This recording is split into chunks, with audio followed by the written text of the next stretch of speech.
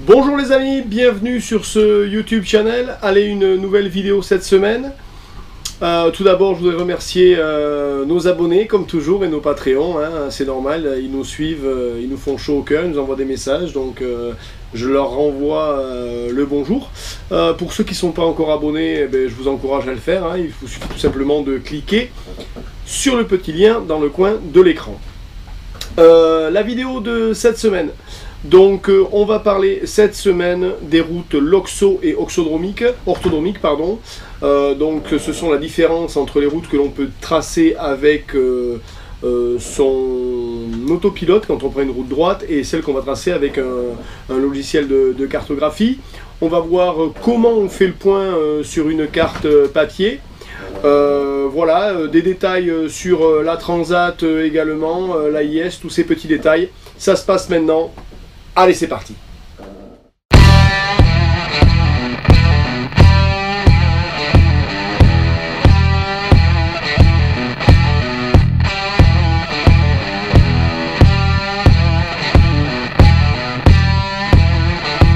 Allez, des petites choses auxquelles je voulais parler.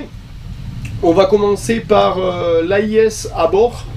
Alors nous on a pas d'AIS, mais c'est vraiment très sympa d'avoir une VHF avec un AIS receveur.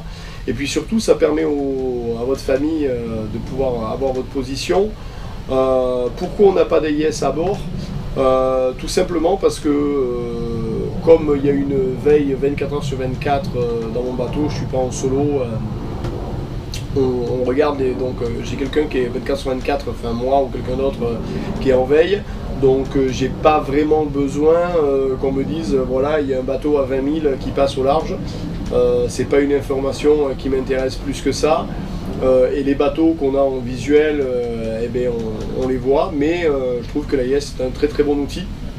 Donc si vous n'avez pas d'AIS, eh bien, c'est très simple d'avoir un petit, une VHF qui fait AIS receveur pour le minimum. Voilà, les GPS à bord, alors ça c'est important quand on est en transat. Nous qu'est-ce qu'on a? Donc moi j'ai un GPS qui est connecté sur l'ordinateur, sur la carte. On a un GPS pour le bateau, pour la navigation.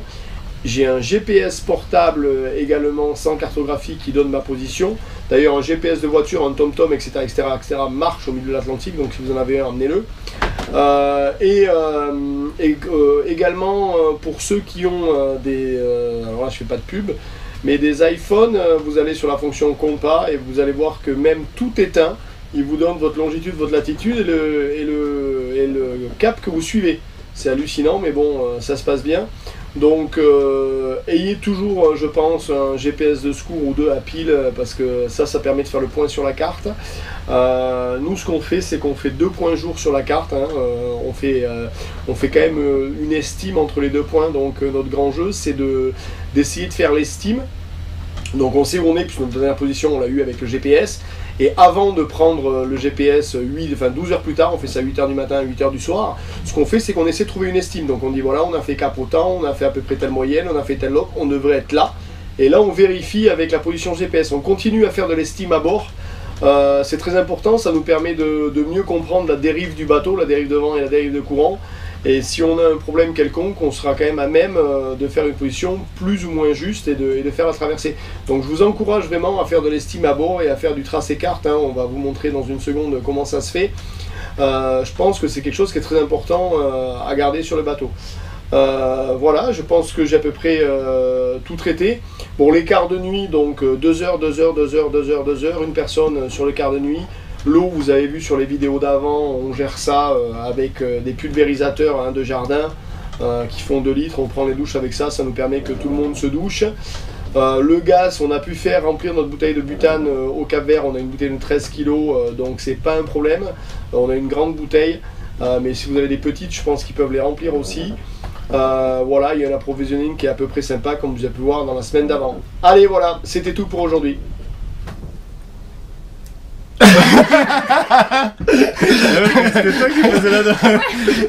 Allez les amis, on va vous faire profiter d'une prise de point, cap, etc. sur une route transatlantique, donc une carte qui est pas en L, Donc on va vous montrer ça. Comme vous en avez marre que ce soit moi qui vous explique tout, c'est Mickaël qui va vous expliquer ça. Donc Mickaël. Bonjour, salut. Bah écoutez, alors on va faire un petit point de carte aujourd'hui. Déjà Mika, où c'est que tu prends la longitude et la latitude quand on fait le point? Alors nous avons soit la VHF qui donne des coordonnées, soit un GPS portable ou un GPS sur le pilote en haut. Donc toi tu vas à la VHF. J'allume la VHF, je regarde les points, il y a les deux coordonnées, on prend et après c'est parti, on trace sur la carte. Bon alors, on va prendre un exemple, on va essayer de se faire, allez on va dire qu'on est au 21-10 ouest et 22-10 nord. Allez c'est parti, tu nous expliques. Donc c'est parti, alors sur la carte on peut voir qu'on a des longitudes et des latitudes. Donc l'ouest c'est quand on part vers l'ouest, logiquement. Donc on regarde les traits, donc on voit, c'est marqué en haut, 0 degré ouest c'est le méridien de Greenwich. Donc on part 5, 10, 15, 20. Donc nous on a dit qu'on faisait 21.10, donc on descend sur la ligne. Pardon. Slowly. Allez, alors donc du coup 21, Il a bien pratiqué. 20.10, donc en fait il faut savoir déjà que toutes les cartes c'est des degrés minutes. Donc du coup l'échelle entre 20 et 21 c'est en 60 secondes. Donc du coup vous avez des petits traits et c'est un espace de 10.10 jusqu'à arriver à 60 qui fait 1. Donc du coup 20.10 on regarde c'est 20, on décale de 1 et là nous avons notre première droite donc 20.10. Et la deuxième coordonnée c'est 22.10. Donc du coup là par contre c'est en nord, donc on remonte, là on sait qu'on est à 20, donc nous on veut 22, 20, 21, 22.10. Et là on reprend sur notre droite, tac, on fait le petite croix, c'est parti, on entoure, on marque l'heure, donc là c'était quand on était à 15h20 lors de la traversée. Et là notre petit point, et on est repéré et on est bon, c'est notre position. C'est là qu'on est. Ben apparemment. C'est là qu'on était. On était là et c'est certifié. Et on allait où? Et on allait direction vers le Cap Vert, São Vicente, voilà. Alors là, comment tu fais pour prendre la direction, le cap qui est à suivre depuis ce point-là? Alors, nous avons ce bel outil qui s'appelle la règle de Kra. Donc sur la règle de Kra, nous avons deux rosaces. La rosace rouge qui va dans ce sens, vous voyez, vers la route. Et ça, c'est les routes toutes qui vont vers l'ouest. Le vert qui n'est pas pour notre cas intéressant, mais c'est toutes les routes qui vont vers l'est. Donc nous, on va bien vers l'ouest, puisque on est à le cap, on se dirige vers l'ouest. Donc du coup, ce qu'il faut faire, c'est qu'on prend cette règle, on la positionne, donc notre point était là. Nous, on se dirige vers Saint-Vincent. Donc on prend notre règle, on tire notre droite, hop, que vous n'avez pas fait, mais bon, je vais vous la faire dans ce cas-là. On tire une droite, on peut la prolonger un peu plus longue, ça sera mieux pour tracer. Et à partir de là, on se prend sur les latitudes, longitude. Latitude, pardon, excusez-moi, c'est le petit terme que j'oublie à chaque fois. Donc on se prend sur les latitudes, et là, on décale notre règle jusqu'à ce que on tombe parallèle avec les degrés sur la latitude. Alors, c'est-à-dire, explique-nous ça mieux que ça, comme si j'étais un enfant. Alors, c'est simple, vous allez voir. Là, on a une latitude qui est dans ce sens-là. Ouais. Là, nous avons notre trait. Là, on a notre bord de règle. Qui est notre route, en fait. Okay. On veut savoir notre cap. Donc, du coup, pour savoir notre cap en degrés, il faut absolument que sur les traçages du rouge, il faut tomber parallèle sur une des règles. Donc, ce que tu veux dire, c'est qu'il faut qu'il y ait un de ces chiffres qui soit sur un de ces traits. C'est ça. Donc, regardez, on prend la règle, là on voit que je suis sur 210, on est bien trop loin du cap. On remonte, on fait glisser la règle le long du trait, tout doucement. On regarde, on se rapproche, on se rapproche, on se rapproche. À 220, je dirais que nous sommes pas trop mal, parce que regardez, 220, on voit bien parallèle. Peut-être 221. Et 221, on est mieux. Voilà. Alors, on a mis le bord de la règle entre le point où on était et l'île où on va.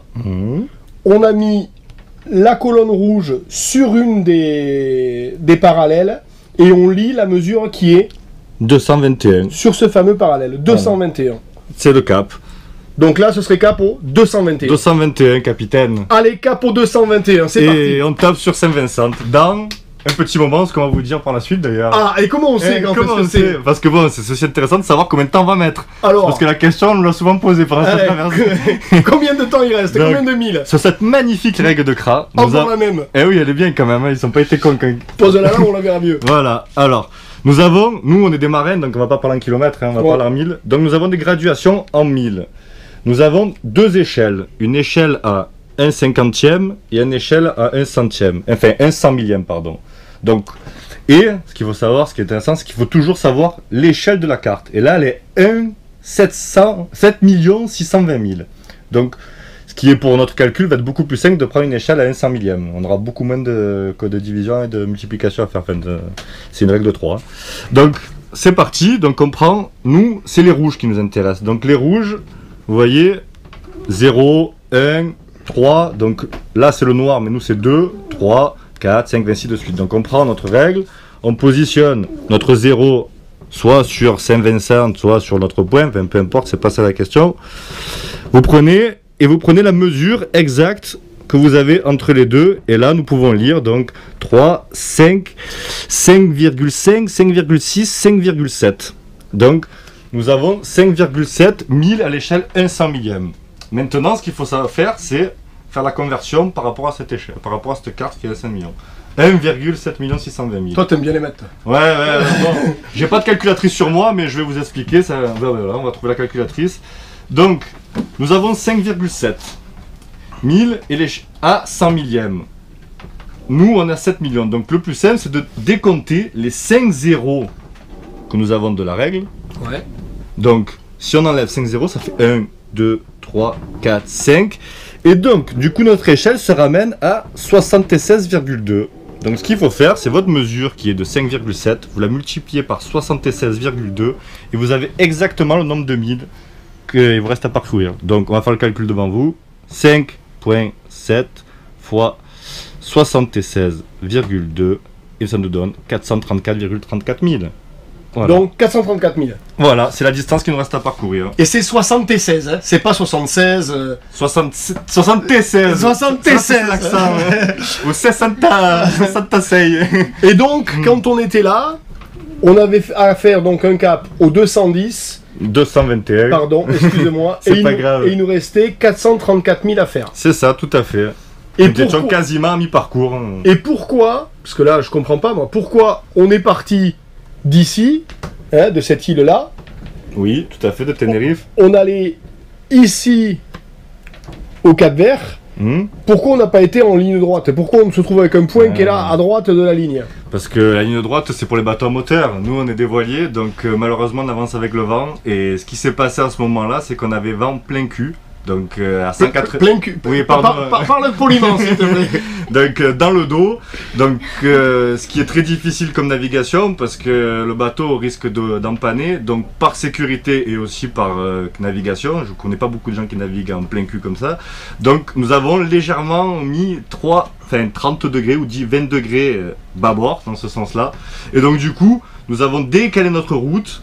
Et que nous avons, quand on voyait le tracé, au début on est parti droit parce qu'on avait un vent qui était bien au 120 à bon plein, jusqu'au lendemain où là il est arrivé vraiment, il s'orientait à 180 derrière nous. Donc nous avons pris une route légèrement décalée de 20 degrés vers bâbord, nous avons tracé, et arrivé à ce point-là, nous avons fait un virement de bord, et pareil, nous avons pris 120 de l'autre côté tribord, et nous avons ramené notre cap tout gentiment, et nous sommes arrivés à Saint-Vincent. Tout s'est bien passé.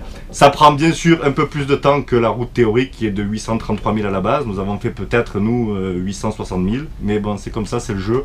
On ne peut pas faire ce qu'on veut. On est dépendant du vent et c'est ce qui s'est passé. Et savais-tu que on va plus vite quand on est 3/4 arrière que plein cul? Tout à fait. Donc finalement peut-être que ça aurait pris autant de temps. C'est ce qui s'est passé, puisqu'on avait calculé qu'en faisant une moyenne de 6 nœuds, on devait arriver 6 jours après. Et sauf le dernier jour, malheureusement, nous n'avons pas eu de vent du tout. On aurait mis logiquement 6 jours pour arriver, même si... Voilà. Bon, en tout cas, j'espère que vous avez tout bien compris, que ça j'ai bien expliqué. Bisous à tout le monde, bonne semaine à tous. J'ai rien à dire là. Non, bah je suis... Allez, c'est bon, salut, ciao. Je suis lancé après. Bon, j'espère que cette vidéo vous a plu. Si c'est le cas, s'il vous plaît, mettez un pouce vers le haut. Si vous avez des questions que je n'ai pas traitées, n'hésitez pas à les poser. S'il vous plaît, abonnez-vous à ce YouTube channel. Hein, plus on est de fous, comme je dis. Donc vous cliquez sur le petit lien dans le coin. Si vous n'êtes pas encore un Patreon, eh ben, n'hésitez pas à nous aider pour financer notre voyage. Hein, un petit euro de temps en temps. On a commencé à m'envoyer des idées pour les listes des vidéos sur l'essentiel de la voile en 5 minutes. Donc j'ai beaucoup apprécié. Je vais commencer tout doucement à les traiter quand on sera de l'autre côté de l'Atlantique. Voilà, la semaine prochaine, eh bien, vous aurez les premières vidéos, la première semaine de cette traversée de l'Atlantique. Je vous dis à la semaine prochaine. Salut, bonsoir. Ciao, ciao.